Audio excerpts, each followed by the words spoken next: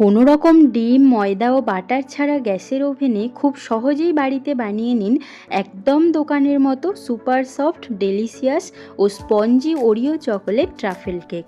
দেখতে যতটাই সুন্দর, টেস্টে কিন্তু তার থেকে 10 গুণ বেশি সুন্দর। আর এটা বানানো ভীষণ সোজা। শুধুমাত্র ওরিও বিস্কিট দিয়ে আমি খুব সহজেই এটা আপনাদেরকে করে দেখাবো। তো চলো তাহলে শুরু করা যাক আজকে আমাদের রেসিপি ওরিও চকোলেট কেক। তো কিছুই না, এর জন্য প্রথমে আমাদেরকে 4 প্যাকেট ওরিও বিস্কিট নিয়ে নিতে হবে। আপনারা কেকটা একটু বড় বানাতে চাইলে বিস্কিটের পরিমাণটাও একটু বাড়িয়ে নিতে পারেন। এখানে সমস্ত বিস্কিটগুলোকে একটা পাত্রে নেওয়ার পর বিস্কিটের ভিতরের ক্রিমগুলোকে আমি আলাদা করে নেব। ক্রিম আলাদা করে নেওয়ার পর বিস্কিটগুলোকে এইভাবে একটু ভেঙে ভেঙে একটা মিক্সিং জারের মধ্যে দিয়ে গুঁড়ো করে নিতে হবে। এই যে দেখুন, আমি বিস্কিটগুলোকে ঠিক এইরকমভাবে মিহি গুঁড়ো করে নিয়েছি। এখন এটাকে একটা পাত্রের মধ্যে দিয়ে দেব। এখন এর মধ্যে কিছু ইনগ্রিডিয়েন্টস আমি অ্যাড করে দেব। এখানে আমি 1 কাপ পরিমাণ চিনি নিয়েছি, ওই একই মিক্সিং জারের মধ্যে দিয়ে আমি গুঁড়ো করে নিলাম। গুঁড়ো করে ওটাকে দিয়ে দিলাম। দিচ্ছি 1/2 কাপ পরিমাণ সাদা তেল, আর দিলাম 1 কাপ পরিমাণ মতো রুম টেম্পারেচারে রাখা দুধ। দুধটাকে আমাদের অল্প অল্প করে ভাগে ভাগে দিতে হবে, একসাথে কখনোই দেয়া যাবে না। ঠিক এইভাবে অল্প অল্প করে দুধ দিতে হবে আর একই ডাইরেকশানে মেশাতে হবে। মেশাতে মেশাতে দেখবে ঠিক এইরকম একটা কনসিস্টেন্সি চলে আসবে। ঠিক এই পর্যায়ে আমাদেরকে অ্যাড করতে হবে একদম মাপ করে 1 চা চামচ বেকিং পাউডার আর 1/2 চা চামচ baking soda.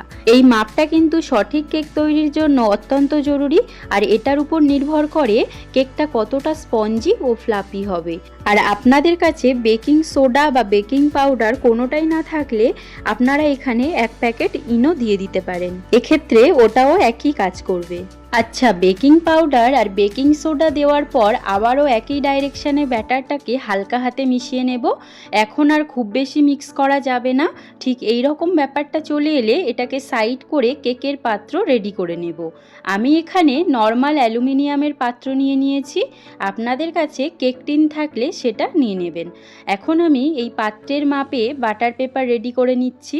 Butter paper ready করার জন্য আমি এখানে সাধারণ হোয়াইট পেপার নিয়েছি, ওটাকে ঠিক এইভাবে ফোল্ড করে কেটে নেব।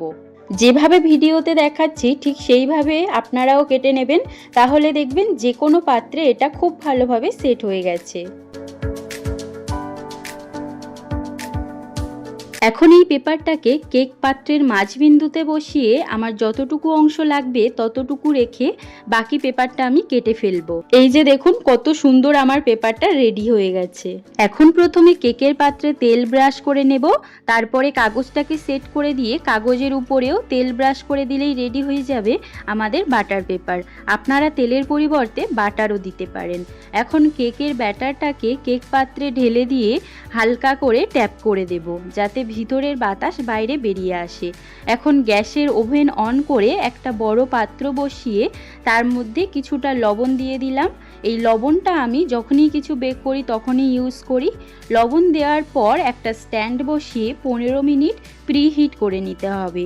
তারপর খুব সাবধানে কেকের পাত্র বসিয়ে 40 থেকে 45 মিনিট মতো বেক করে নিতে হবে। ওদিকে যতক্ষণ কেকটা বেক হতে থাকছে ততক্ষণে আমি চকলেটের প্রিপারেশনটা বানিয়ে নেব। প্রথমেই বিস্কিটের যে ক্রিমটা আলাদা করে রেখেছিলাম ওটার মধ্যে হালকা গরম দুধ দিয়ে একটা স্মুথ মিক্সচার বানিয়ে নিলাম। এখন অন্য একটা পাত্রের মধ্যে 1 কাপ পরিমাণ উষ্ণ গরম দুধ আর 4 টেবিল চামচ পরিমাণ দিলাম কর্নফ্লাওয়ার, সাথে দিচ্ছি 4 টেবিল চামচ পরিমাণ চকোলেট পাউডার। তবে এখানে চকোলেট পাউডারের পরিবর্তে কোকোয়া পাউডারও দেওয়া যেতে পারে। এখন এগুলোকে খুব ভালোভাবে মেশাতে হবে। পরে আমি আরও 1 টেবিল চামচ চকলেট পাউডার ও 2 টেবিল চামচ মিল্ক পাউডার অ্যাড করেছি। এটাকে আবারও একবার ভালোভাবে মিশিয়ে গ্যাস অন করে গ্যাসের উপর বসিয়ে 5 মিনিট মতো কুক করে নিচ্ছি।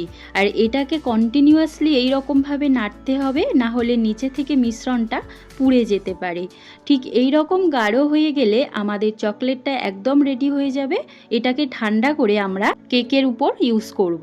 এদিকে 45 মিনিট পর একটা কাঠির সাহায্যে দেখে নেব কেকটা ভিতর থেকে পারফেক্টভাবে হয়েছে কিনা। আর কাঠির গায়ে কেকের কোনো অংশ না লেগে থাকলে তাহলে বুঝতে হবে এটা একদম পারফেক্টভাবে রেডি হয়ে গেছে।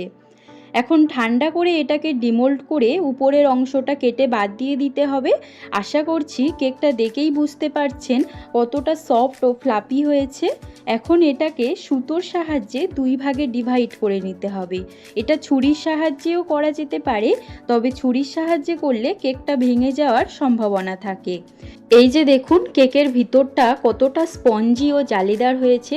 আর আপনারা কেকটাকে 2 বা 3টে লেয়ারেও কাটতে পারেন। এখন কেকের উপরের অংশটা প্রথমে একটা পাত্রের উপরে রেখে বিস্কিটের ক্রিমটা যে আগে থেকে বানিয়ে রেখেছিলাম ওটা চারিদিকে স্প্রেড করে দিচ্ছি। এখন এই ক্রিমের উপরে কেকের শেষ লেয়ারটা দিয়ে দিলাম। এরপর আগে থেকে বানিয়ে রাখা চকলেটটা দিয়ে ফ্রিজে 10 মিনিট মতো সেট হতে দিতে হবে। দেখুন দেখতে কতটা সুন্দর লাগছে না। এখন একটা ডার্ক চকলেট নিয়ে নিয়েছি, এটাকে ছুরির সাহায্যে ছোট ছোট করে ভেঙে নেব। এই চকলেটটাই কেকের উপরে টপিংস হিসাবে ব্যবহার করব। এই রকমভাবে চারিদিকে স্প্রিঙ্কেল করে দেব। এছাড়া কেকটাকে আরও একটু বেশি আকর্ষণীয় করার জন্য দোকানে যে বিস্কিট টাইপ চকলেটগুলো পাওয়া যায় ওটাকে আমি ওপর থেকে ঠিক এইভাবে সাজিয়ে দিলাম। আর যেহেতু এটা আমি আমার হাজব্যান্ডের বার্থডে উপলক্ষে বানিয়েছিলাম, তাই হ্যাপি বার্থডে লেখা টপিংসটাও দিয়ে দিলাম। কি লাগছে না একদম দোকানের মতো চকলেট কেক? তাহলে আর দেরি কেন, অবশ্যই এইভাবে একদিন বাড়িতে বানিয়ে ফেলুন আর সবাইকে তাক লাগিয়ে দিন। তো চলুন আজকে এই পর্যন্ত, ফিরছি আবার নতুন কোনো ইন্টারেস্টিং রেসিপির সাথে। ততক্ষণ পর্যন্ত সবাই ভালো থাকবেন, সুস্থ থাকবেন, টাটা।